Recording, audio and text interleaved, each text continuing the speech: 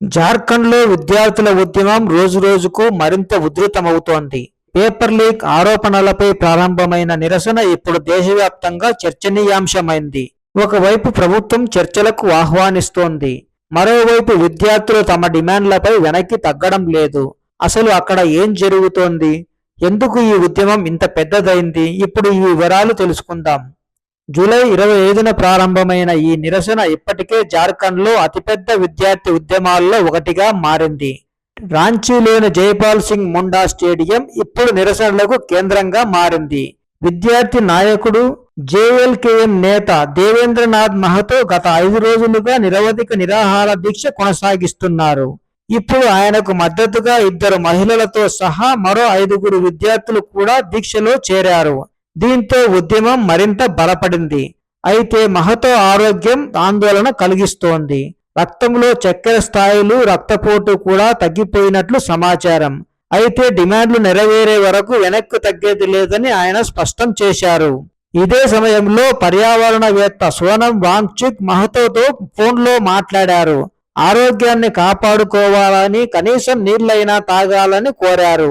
ఆ విజ్ఞప్తిని గౌరవిస్తూ మహతో నీళ్లు తాగడానికి అంగీకరించారు.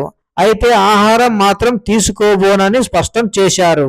ఇక విద్యార్థుల డిమాండ్లు కూడా స్పష్టంగా ఉన్నాయి. 14వ జేపీఎస్సీ సివిల్ సర్వీసెస్ పరీక్షను రద్దు చేయాలని కోరుతున్నారు. అవకతవకలపై సిబిఐతో గానీ లేదా రాష్ట్రం వెలుపల న్యాయమూర్తులతో గానీ స్వతంత్ర విచారణ జరపాలని డిమాండ్ చేస్తున్నారు. అంతేకాదు జేపీఎస్సీ, జేఎస్ఎస్సీ వ్యవస్థల్లో పూర్తి స్థాయి సంస్కరణలు తీసుకురావాలని కోరుతున్నారు.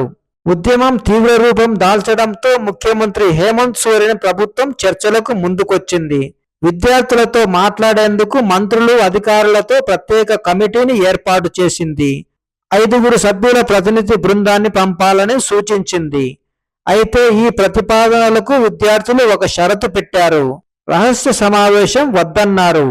చర్చలు బహిరంగంగానే జరగాలని డిమాండ్ చేశారు.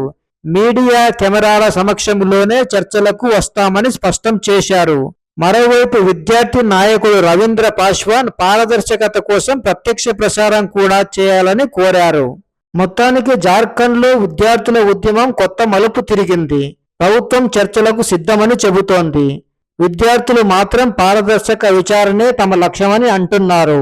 ఈ ప్రతిష్టంభన ఎలా ముగుస్తుంది? చర్చలు ఫలిస్తాయా లేక ఉద్యమం మరింత ఉధృతమవుతుందా అన్నది రాబోయే రోజుల్లో తేలనుంది.